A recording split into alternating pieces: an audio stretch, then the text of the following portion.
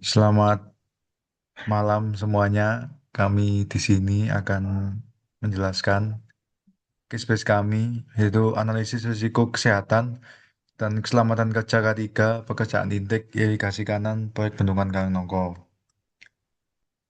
Dengan anggota kami di sini ada saya sendiri, Mario Aceh Pradana Putra, kemudian Zian Virus, Navaldia, Dewangga, dan juga Nazirian Puadi.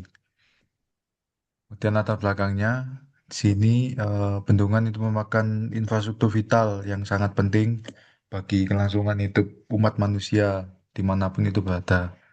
Kemudian intake itu eh, suatu saluran yang menyalurkan air dari waduk, dari tampungan, kemudian menyalurkan ke layanan, daerah layanan. Kemudian kami di sini juga menganalisis intake, pembangunan intake yang sangat membahayakan bagi kami, sangat yang kami nilai sangat membahayakan karena pembangunannya juga masih belum sepenuhnya selesai dan banyak juga faktor-faktor bahaya lainnya seperti air yang banjir, kemudian tanah yang longsor dari tebing kanan dan kirinya, kemudian alat berat yang sangat banyak juga tentunya, kemudian perlu juga dianalisis K3 untuk meminimalkan kecelakaan.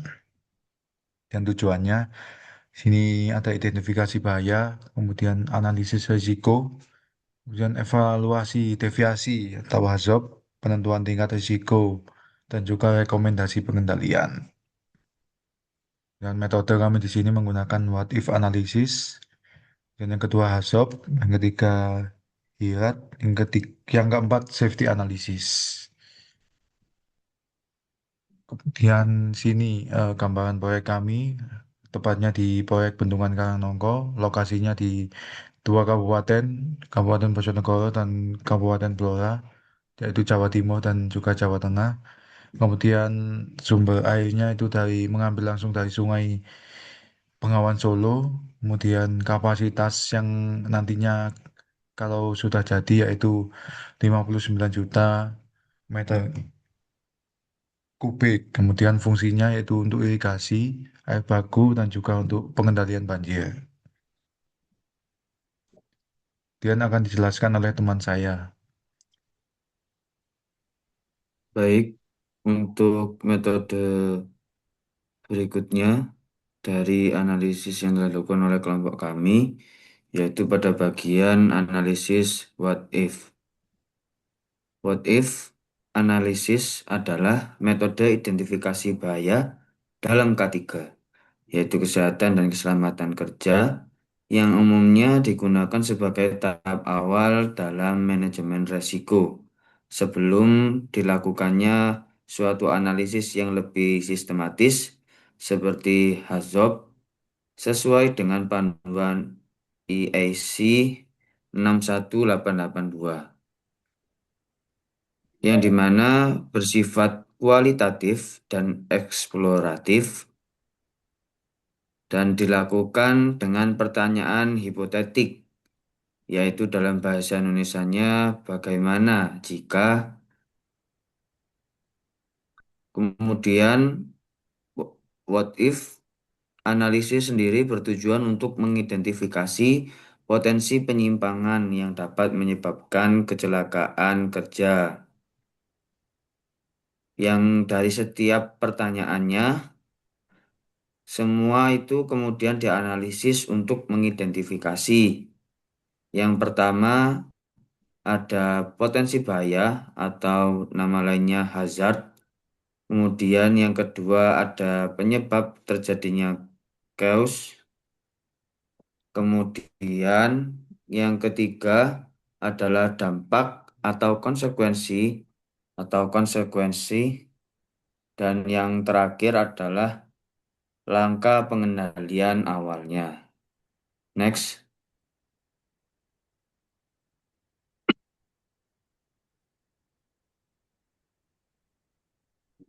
Kemudian ada gambaran umum dan pekerjaan untuk proyek Bendungan Karanongko itu sendiri. Untuk informasinya, Bendungan Karanongko merupakan proyek strategis nasional kemudian dibangun oleh Kementerian PUPR yang dinaungi oleh BBWS Bengawan Solo atau Balai Besar Wilayah Sungai Bengawan Solo. Kemudian untuk lokasinya ada di dua kabupaten, yaitu Kabupaten Bojonegoro di Provinsi Jawa Timur dan Kabupaten Blora yang berada di Provinsi Jawa Tengah. Ada sumber air, yaitu dari Sungai Bengawan Solo itu sendiri. Untuk fungsi dari pembangunan proyek ini adalah yaitu ada 4 poin, ada irigasi, air baku, pengendalian banjir, dan yang terakhir PLTMH atau pembangkit listrik tenaga mikrohidro yang kurang lebih 1 MW. Kemudian untuk kapasitas tampungan sendiri ada 59,1 juta meter kubik dengan luas genangan kurang lebih 1026 hektar. Dan untuk masa konstruksinya sendiri ada dari tahun 2023 hingga 2026 yang bisa dilihat juga untuk keterangan lebih lanjutnya pada bahkan di samping. Next. Kemudian untuk what if sendiri memiliki proses analisis. Proses analisis what if sendiri dilakukan dengan menyusun pertanyaan-pertanyaan hipotetik yang relevan dengan aktivitas kerja di lapangan. Setiap pertanyaannya kemudian dianalisis untuk mengidentifikasi potensi bahaya yang mungkin terjadi, penyebab terjadinya kondisi tersebut, dampak atau konsekuensi yang dapat ditimbulkan, serta langkah apa yang diambil dalam pengendalian yang harus dilakukan. Pendekatan ini dinilai efektif untuk mengungkap potensi bahaya yang sering terlewat dalam analisis formal, khususnya pada pekerjaan konstruksi dengan kondisi lapangan yang dinamis, seperti proyek Intek Bendungan Karanongko ini. Next. Kemudian ada disajikan tabel analisis what if. Analisis what if pada pekerjaan Intek irigasi kanan Bendungan Karangnongko menghasilkan 10 skenario kritis yang mencakup berbagai kondisi berbahaya di lapangan. Di antaranya yaitu skenario tersebut meliputi kemungkinan peningkatan debit sungai secara tiba-tiba, longsornya lereng galian, kegagalan fungsi alat berat, pekerja yang tidak menggunakan APD, miskomunikasi antara operator dengan pekerja, terjadinya aliran balik ke arah galian, area kerja yang licin akibat hujan, kemudian ada material jatuh saat pengangkatan, peningkatan kecepatan aliran saat banjir. Pekerjaan yang dilakukan tanpa menggunakan SOP yang jelas atau standard operation. Next. Kemudian didapatkan hasil what if. Analisis untuk keseluruhan skenario ini dirangkum dalam tabel yang tertera berikut ini. Pertanyaan what if, yaitu yang pertama ada bagaimana jika debit sungai tiba-tiba meningkat saat pekerjaan berlangsung. Dengan kondisi penyebab hujan di daerah hulu tidak ada monitoring secara real time. Konsekuensinya banjir area kerja, pekerja hanyut, alat rusak. Dengan pengendalian yaitu pompa dewatering atau monitoring manual. Kemudian dengan direkomendasikan tambahan pengendalian early warning system, SOP, evakuasi. Yang kedua, pertanyaannya bagaimana jika lereng galian longsor? Kondisinya penyebab tanah jenuh air dan getaran alat berat. Konsekuensinya pekerja tertimbun, kerusakan alat. Pengendaliannya inspeksi geoteknik, slope protection. Rekomendasinya ada shoring perkuatan lereng, pembatasan zona kerja. Yang ketiga ada bagaimana jika alat berat mengalami kegagalan fungsi saat operasi. Kondisi penyebabnya yaitu kurang perawatan, kesalahan operator, konsekuensi tabrakan tertimpa material, pengendalian pemeriksaan alat sebelum operasi, rekomendasi preventive maintenance terjadwal. Dan yang keempat, ada bagaimana jika pekerja tidak menggunakan APD, penyebabnya kurangnya disiplin, pengawasan lemah. Konsekuensinya cedera kepala, fisik, pengendaliannya penyediaan APD, rekomendasinya pengawasan ketat, sanksi safety briefing.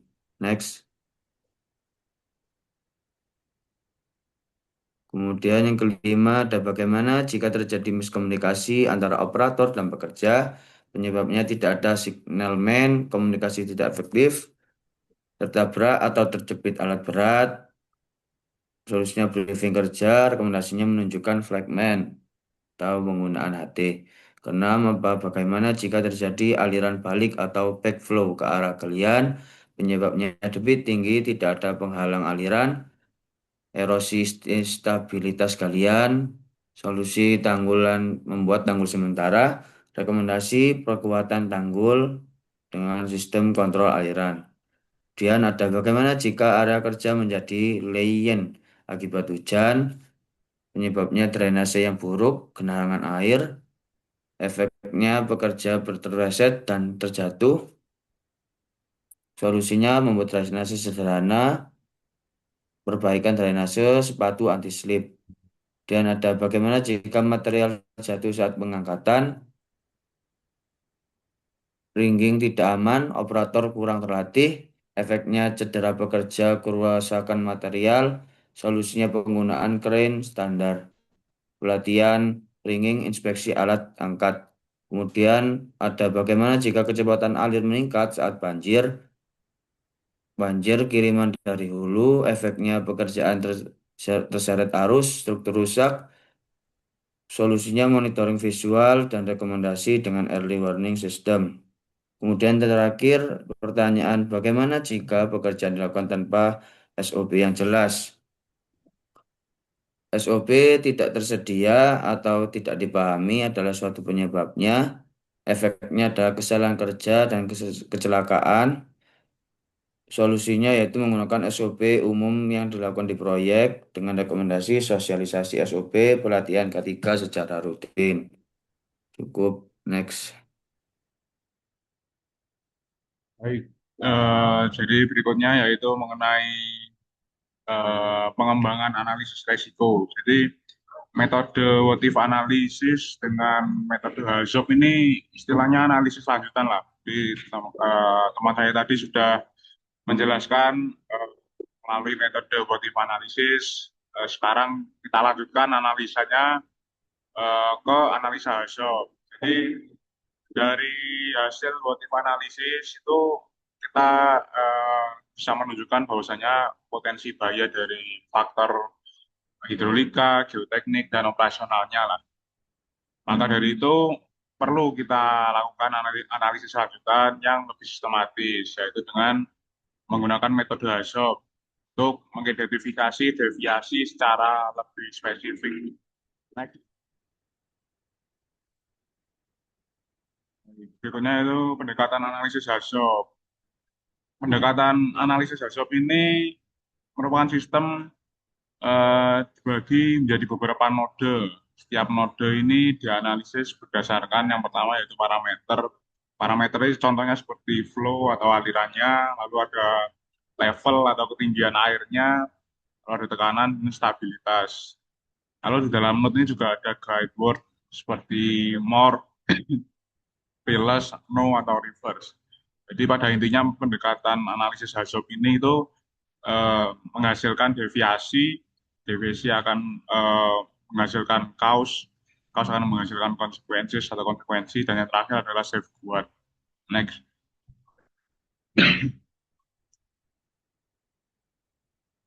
Baik, yang pertama node. Jadi node yang dianalisis dalam analisis HAZOP ini ada 3 node utama.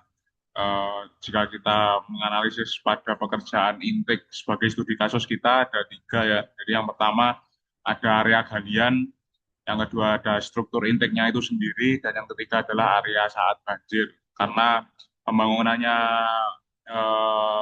intake ini berada di sebelah dari sungai utama Bengawan Solo. Lalu untuk node yang dipilih, node, node ketiga node ini dipilih karena dari 3 node ini ada yang paling memiliki resiko tinggi terhadap keselamatan kerja. Next. Baik, dari hasil analisa kami, jika kita menganalisa yang pertama dari area galian dulu lah, dari area galian Sebagai contoh deviasi utamanya yaitu debit air yang berlebih atau more flow. Kalau kita menggunakan guideboard tadi, debit air berlebih ini kita bisa menggunakannya dengan kalimat more flow. Jadi debit air berlebih ini kita analisa cause atau penyebabnya itu karena hujan dan limpasan sungainya. Jadi ketika hujan terjadi, otomatis air akan masuk ke sungai, debit akan meningkat. Lalu konsekuensi yang terjadi itu ada banjir di area kerja dan menyebabkan pekerja jika mengabaikan K3 akan bisa saja hanyut, Pak. Lalu yang terakhir ada safeguard, eh, bisa dilakukan dengan melakukan dewatering dan monitoring debit secara berkala. Lalu ada stabilitas lereng menurun atau less stability, penyebabnya yaitu tanah yang jenuh. Jadi ketika hujan, tanah akan jenuh untuk menerima air sehingga akan melimpaskan air. Dampak yang terjadi adalah longsor jika suatu lereng itu tidak ada perkuatannya atau yang membuat lereng tersebut stabilitas. Mungkin kalau secara visual kita tahu bahwa di situ ada Sungai Bengawan Solonya, lalu area pekerjaan galian intik kanan berada di bagian dekat dari struktur intiknya itu sendiri. Oke, next. Berikutnya masih di area galian ada kenaikan muka air atau more level. eh, Secara guideboard kita menganalisanya dengan menggunakan kalimat more level. Secara penyebab ada seepage dan drainasi yang buruk. Dampaknya yaitu adanya genangan dan gangguan kerja karena tempat yang seharusnya dipakai untuk melakukan progres pembangunan itu tertutup genangan, otomatis pekerja tidak bisa melanjutkan, Pak. Lalu ada aliran balik atau reverse flow, ini akan penyebabnya adalah backflow sungai. Dampak yang terjadi bisa terjadi erosi dan instabilitas galian atau galiannya tidak stabil. Next. Analisa berikutnya yaitu struktur intake. Eh, untuk permasalahan pertama itu ada tekanan hidrostatik yang berlebih, penyebabnya itu kenaikan muka air, dampak yang terjadi bisa retaknya beton dan kegagalan struktur itu sendiri. Lalu ada komponen tidak lengkap atau jika kita menggunakan guideboard tadi termasuk part of, penyebabnya adalah human error, secara dampak akan terjadi gangguan pada fungsi intake itu sendiri. Lalu tidak ada listrik atau no power, secara dampak hoist atau tidak berfungsi dan tentunya pekerjaan akan terhenti. Next. Lalu yang terakhir yaitu area banjir, eh, kecepatan aliran meningkat atau secara gradual kita menyebutnya more flow velocity. Penyebabnya yaitu banjir kiriman, secara dampak yaitu pekerja bisa saja terseret atau terkena banjir dan jika pada struktur itu bisa mengalami kerusakan sementara atau beberapa bagian bisa mengalami kerusakan. Next. Nah, berikut adalah tabel analisis HAZOP. Sebetulnya sama seperti yang saya jelaskan sebelumnya. Jadi secara node terbagi jadi area galian, area struktur intake, lalu juga ada area banjir, lalu ada parameternya dalam setiap node ya. Ada aliran, ada stabilitas lereng, ada muka air dan lain-lain. Lalu ada guideboard sebagai penyebutan setiap parameter setiap node. Lalu ada deviasi. Nah, deviasi ini yang nantinya bakal kita pilih menjadi deviasi mana yang paling kritis lah. Ada penyebab atau causes, ada konsekuensi atau consequences, dan safeguard atau pengendalian yang ada atau hal apa yang bisa kita kendalikan lah sebagai orang yang nantinya berada dalam suatu proyek tersebut. Dari hasil analisis ini kita temukan ada lebih dari 8 deviasi utama dalam proyek pekerjaan intek kanan Bendungan Karangnongko ini. Sumber resikonya yang pertama dari hidrolika yaitu debit dan banjir karena memang berada di dekat Sungai Bengawan Solo langsung. Lalu ada geoteknik atau stabilitas tanahnya. Lalu yang terakhir adalah operasional atau human error yang bisa terjadi di sana. Karena kita tahu lah bahwasanya tukang ini kadang-kadang eh, mengabaikan K3 lah. Jadi walaupun sudah ada tenaga ahli K3, kadang orang pekerja ini sulit menerapkan K3 ini kalau memang benar-benar tidak memahami dampaknya lah. Resiko yang paling banyak berasal dari kondisi air dan lingkungan sekitarnya. Next. Nah, deviasi paling kritis setelah hasil analisa yang sudah ditampilkan sebelumnya dari 8 note tadi itu tentunya akan menghasilkan 8 deviasi. Nah, deviasi yang paling kritis dalam pekerjaan inti kanan ini itu yaitu more flow atau ya guide-nya more flow lah, yang artinya debit berlebih di area galian. Karena area galian ini cukup intens ya dalam suatu pekerjaan. Jadi eh, apalagi ketika jika tadi kita melihat lokasi galiannya itu sangat dekat dengan sungainya langsung, itu jadi cukup berbahaya lah ketika sungai ini mulai banjir, ketinggian muka air sungai juga meningkat. Alasannya karena potensi korban jiwa tinggi, dapat merusak alat dan struktur, menghentikan seluruh pekerjaan, frekuensi tinggi ya, musim hujan ya, karena di daerah sana frekuensi hujannya cukup tinggi kebetulan di daerah Bojonegoro, Blora tadi ya. Jadi dapat kami simpulkan bahwasanya cukup termasuk resiko tinggi atau ekstrim. Next.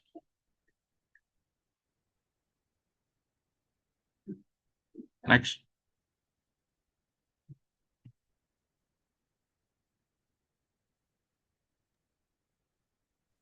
Oke, jadi implikasi hasil analisis pekerjaan ini sangat dipengaruhi oleh fluktuasi debit sungai, oleh kondisi tanah, dan kedisiplinan pekerja. Seperti yang saya ceritakan tadi mengenai pekerja yang terkadang lalai dengan penerapan K3.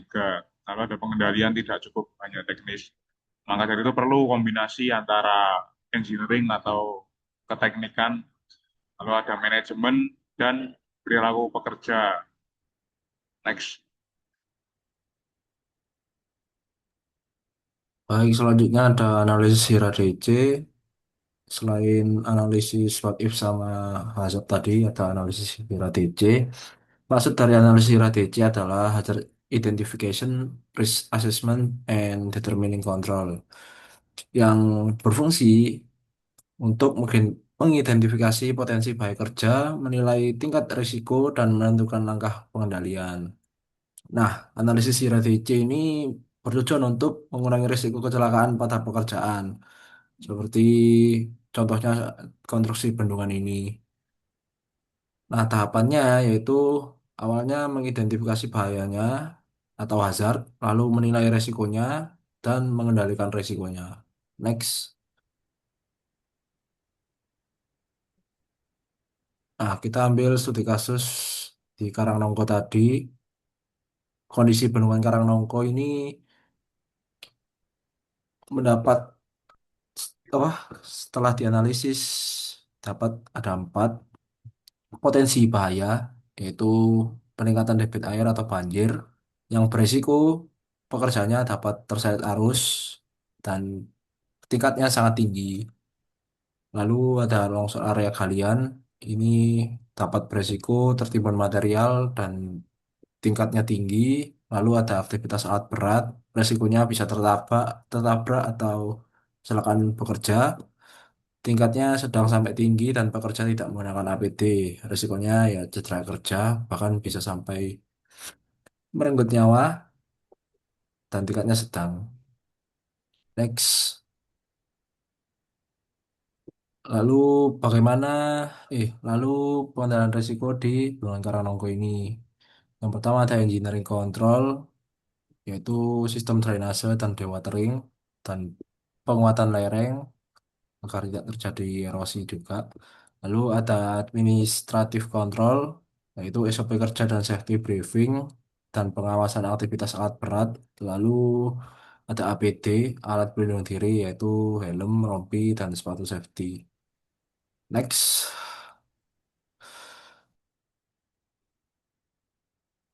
Ya, selanjutnya ada safety analysis.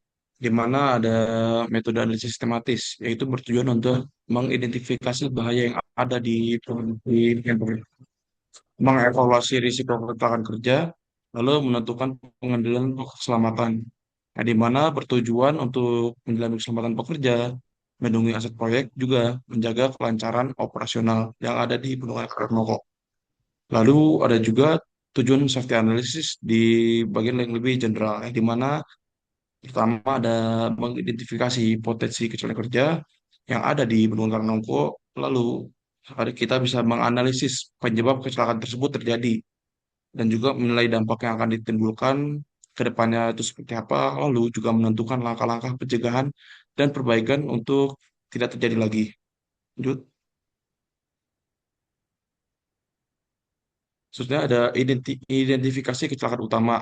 Ada kecelakaan yang berpotensi terjadi yaitu tertimpa material atau alat berat, terjatuh dari ketinggian seperti di lereng-lereng, terpeleset di area basah atau licin, lalu tenggelam akibat arus air, dan juga tersengat aliran listrik. Di sini ada potensi dampaknya, di mana ada potensi dampak terhadap pekerja yang di mana cedera ringan hingga fatal hingga terjadi kematian. Juga ada dampak terhadap proyek, yang di mana kerusakan struktur dan keterlambatan pekerjaan hingga kerugian biaya yang akan mengakibatkan efek sangat besar di bendungan Karanoko tersebut. Juga ada dampak lingkungan yang di mana gangguan aliran air dan juga tercemarnya aliran air di lingkungan sekitar. Ada juga penyebab kecelakaan yang di mana ada unsafe condition, yaitu area kerja licin, perawatan tidak layak, dan juga minim pengamanan. Ada juga unsafe action, yang di mana dari para pekerja tidak memakai APD, eh, klien para pekerja juga para pekerja di Gunung Kenongko tidak mengikuti SOP yang ada. Lanjut. Selanjutnya ada analisis sistem keselamatan, di mana yang pertama evaluasi sistem yang ada, yaitu SOP kerja, pengawasan lapangan, penggunaan APD, hingga sistem monitoring yang ada. Lalu juga ada identifikasi kelemahan yang di mana kurangnya disiplin K3, pengawalan belum optimal, hingga pelatihan belum merata pada pekerja-pekerja di Karanungko. Ini juga terdapat rekomendasi perbaikan sistem K3, yang di mana ada aspek perbaikan, ada area proyek, administratif, manajemen SDM atau K3, pengawasan, tanggap darurat, hingga APD. Terdapat berbagai permasalahan juga yang bisa terjadi di area pengerjaan Karangko. Contohnya ada lereng galian tidak stabil, area ketinggian tanpa pengamanan, SOP tidak jelas, evaluasi K3 tidak berjalan dengan lancar di bagian manajemen, kurangnya pengetahuan, dan tidak ada inspeksi rutin. Ada juga untuk rekomendasi perbaikannya seperti stabilisasi lereng, penerapan sistem dewatering, juga pengawasan alarm, kamera, dan lampu peringatan. Juga ada di bagian SDM ini pelatihan K3 dan sertifikasi operator dan berbagai tujuan yang menunjang dari aspek-aspek perbaikan tersebut bisa dilihat terpampang di tabel-tabel di sini. Lanjut.